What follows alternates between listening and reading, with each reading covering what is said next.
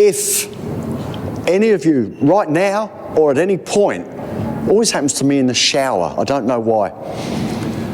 If you come up with some new answer, some new question, some new statement, let us know.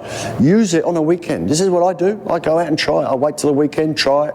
I use it on someone at work, the next person in a 7-Eleven. I changed 3 Indian 7-Eleven owners to vegan. They said they'd be vegan in 7-Eleven stores just by asking them when they're going to get soy milk. I had 3 of them. I explained the dairy industry. All 3 of them said, but back in India, I said, you don't get your milk from India. You buy it from a big factory down the road. They all committed to being vegan just from asking about soy milk. I do it everywhere. Saurabh does. That's a good favourite. So yeah, if you come up with anything, we're open. We're a group that's open to this. If you think it works, try it today. Think of something next week. Try it. If it works for you, let's use it. Q&A. Any questions? Lee? There's one excuse which I'm not sure how to tackle. Yep. I haven't done research about it. It's about lab-grown meats. How do you counter that?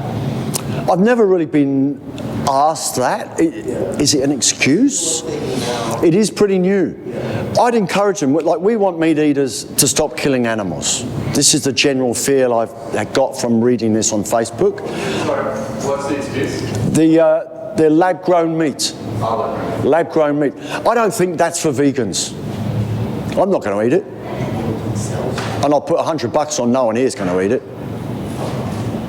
Would you try it? Yeah, okay, all right, cool.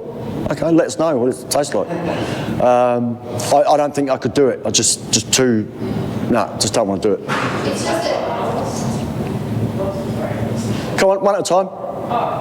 Do you know if lab-grown is tested on animals? Look, I have heard that. I don't know. I don't know enough about it, I guess. I've never had it thrown at me. It takes live cells from the animals to create... it's gross, but it's just that it does get used as an excuse. Like, I'll wait until lab-grown meat's available. Well, then treat it like any other excuse. Yeah. And then you say, well, it's not here now.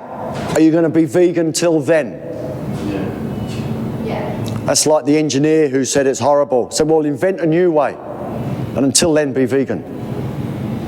Even if that were true, it's any time you can say that. Even if that were true, you said it's horrible, you said it doesn't make you hungry. Bring them back to the animals. And, like someone said to me, she needed wheat for iron, and not even supplements will help her. So she said that to me, like, I can't take supplements because they don't work for me. So what do you do that? That's a good point. We can say, my cousin's celiac, so such and such needs to. I changed a celiac friend of mine to vegan. He used all the excuses. He asked his doctor. His doctor said you can't be vegan as a celiac. And I said to my friend, he's lying to you. His doctor said there's gluten in every vegan vegan alternative. I said, Lee, you don't actually have to eat those, but I do know they are gluten-free, some of them. He said, really? I said, your doctor doesn't know what's gluten-free. He's never bought any of those products. A few days later, he went vegan. Once he knew that he could. The iron thing. Just go to a different doctor. Go to a different. How much? I think a doctor in Australia, a general practitioner, they get something like 8 or 12 hours training on nutrition, unless they've done extra curriculum. They only know what the general person in the street believes from the industry. You need meat for protein, iron, all that, milk for calcium. Another one from Gary. The whole dairy industry, if you believe the dairy industry, their whole reason for existence, a bit like the farmer last week, is for calcium. It's why they do it. So we've got to feed calcium. You need calcium, strong bones. Strong bones, all this. That's how they've sold it for 50, 60, 70 years, since advertising and marketing has been available the way it is.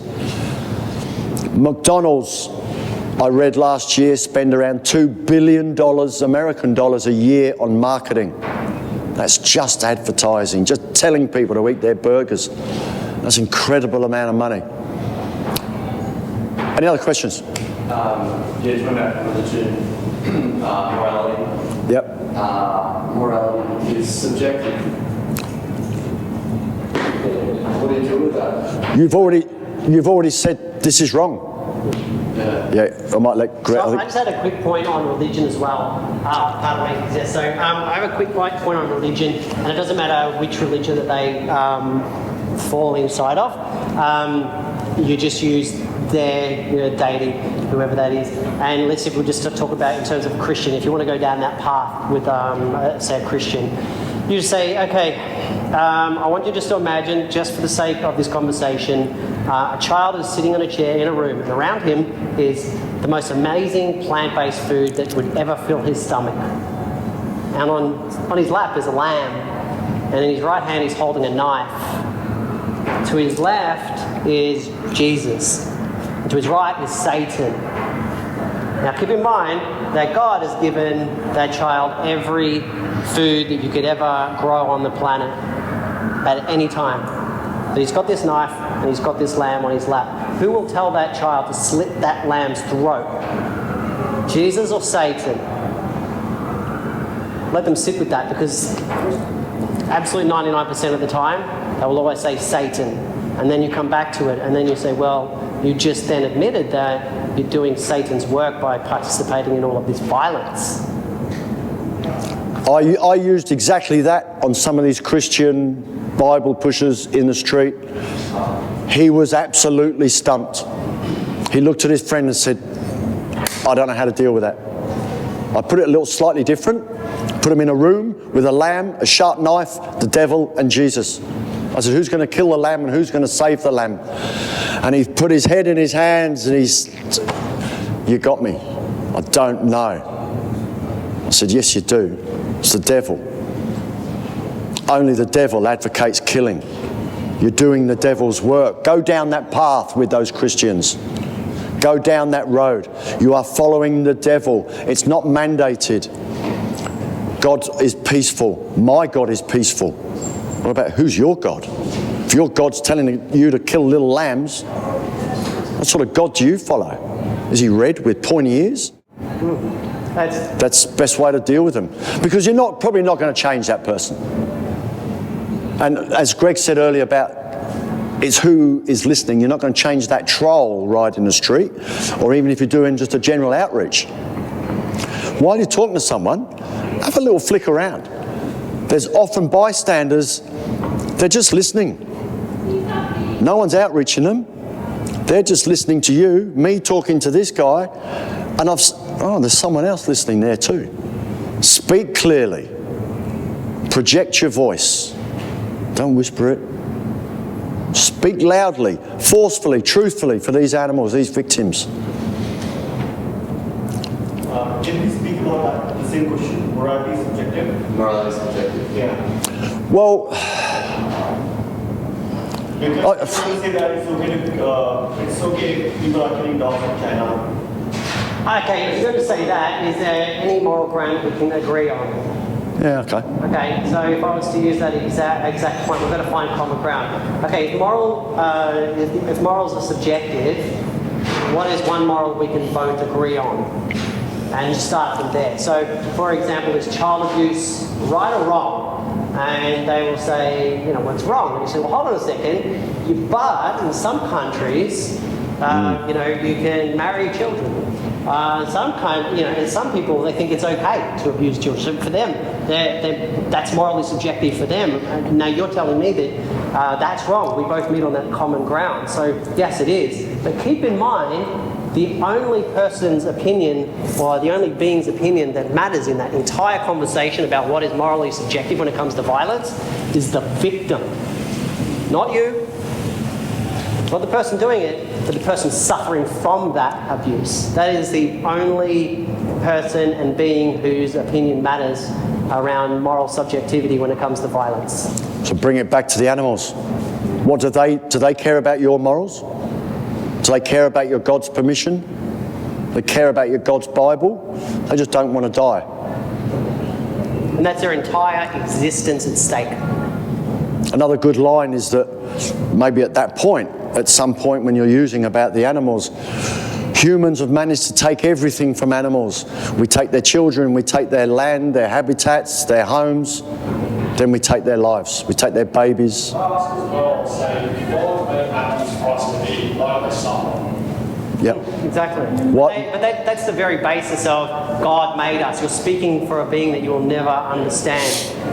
You're trying to use an English language for an entity that you would never understand. I have 3 Christians, born-agains at work, and one of them, I asked him that was Chin. He can't answer me. Why did your God make them suffer? And then I accused him of wanting animals dead. He said, no, I don't. I said, you want to eat them? I said, so you want them dead? No, I don't. I said, you can't have one without the other. This is their denial. They don't want them dead, but they still want to eat them. God gave him permission. He actually dug and dug and dug into his Bible to try and find some justification to use back at me. 2 weeks later, he came back at me. I now don't talk to that guy, Nathan. Once again, you can keep it. Not at all. Jesus, Satan, Lamb, keep it. I did that with him. I did that with him. He couldn't answer it. Put him in a room. Couldn't answer. Anyone else? Is that all right? Linda. Linda? I just wanted to say about, you know how we have the TVs, and of course people have to see the horror that goes on. But Terry, do you remember my daughter-in-law Sharon suggested that one time what we should do is show people pigs playing with Yep. balls. We're working on that video. And have the other side. We're gonna try and get that. See how Yep. they do act with each other and have loving and Yep. play and everything. Yep. No, it's important. I just want to make one point on the TVs as well, is there are people that are introverted, people that just can't, don't have the confidence to speak to people in the public. People who hold the TVs are doing just as much, if not more than the outreach. You are important. If you don't want to talk to people, tell your friends. If you know vegan, I don't want to talk to people, I'm not good in confrontation. We want support. Just show up with the TV on. And Stand there, hold a poster. Yeah. It's about numbers. I noticed last week, it was pretty quiet at the beginning, most of you know. From 3 o'clock to 6 o'clock we went. Benny, it was hectic, wasn't it? I've never had so many conversations from 4 p.m. to 6 p.m. I lost count of how many people left me. I don't know, I'm not going to say they all left me vegan, but they all left me changed. They were moved.